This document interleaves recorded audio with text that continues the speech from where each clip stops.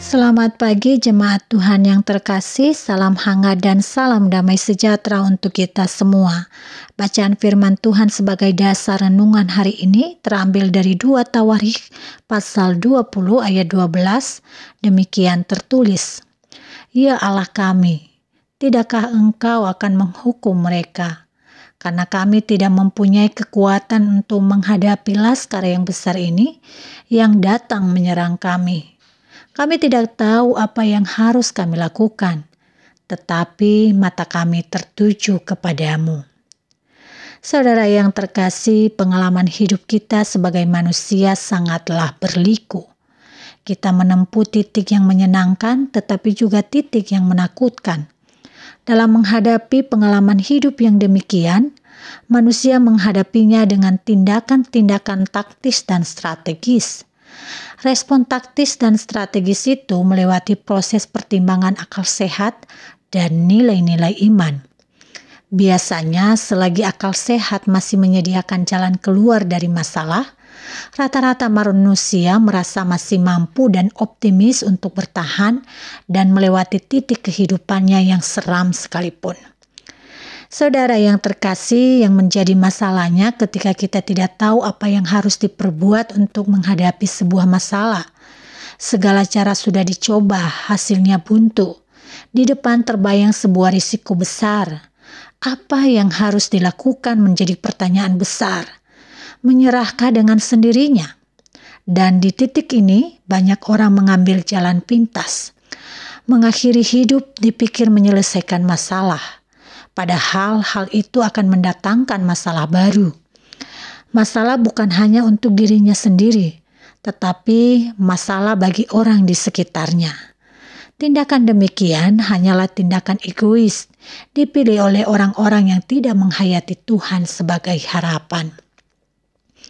Saudara yang terkasih, kita tidak menyangkal bahwa ada kalanya hidup ini tiba pada sebuah titik yang menakutkan. Dalam tahap tertentu kita tidak banyak pilihan berbuat selain memandang kepada Tuhan. Itu yang dilakukan oleh Israel dalam kepemimpinan Yosafat. Mereka diperhadapkan dengan pengalaman antara hidup dan mati. Pasukan musuh Israel berderap menuju Yerusalem. Tidak ada yang mereka bisa lakukan selain berkumpul, memohon bimbingan Tuhan, dan menantikan pertolongannya. Namun ketika masa menakutkan datang, Yosafat dan seluruh Israel berlutut dalam doa. Ya, itu saja yang mereka bisa perbuat.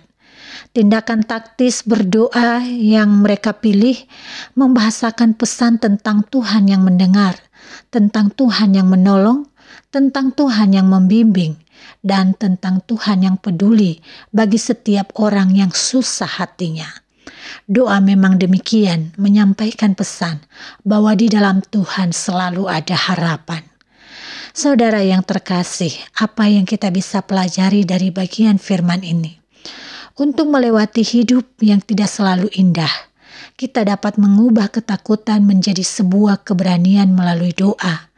Dalam doa Tuhan membimbing bahwa Allah bersama kita menghadapi hidup ini.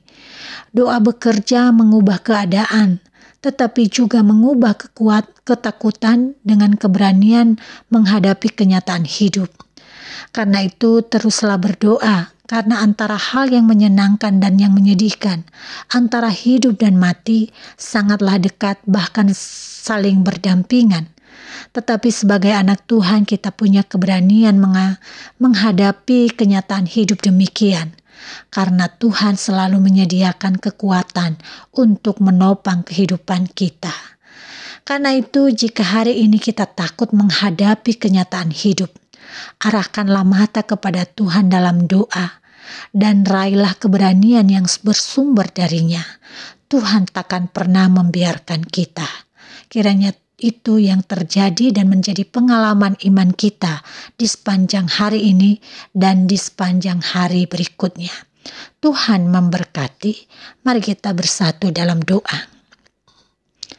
Terima kasih Tuhan, Engkau mengingatkan kami bahwa dikala kami diperhadapkan dengan situasi-situasi sulit, ingatkan mata batin kami untuk terus berlutut dan bermohon kepadamu. Arahkan mata kami untuk tertuju kepadamu. Arahkan mata kami untuk melihat pengharapan dari Allah. Dan biarkanlah kami mengalami keberanian karena alasannya Tuhan bersama kami. Bapa, sebagai manusia, kami sering takut menghadapi kenyataan hidup yang tidak menentu ini. Tetapi di dalam Tuhan, kami meyakini kami memiliki keberanian untuk melewatinya. Kami bersyukur punya Allah seperti Engkau. Dan inilah doa kami di pagi hari ini. Di dalam nama Yesus Kristus kami mengucap syukur dan memohon. Amin.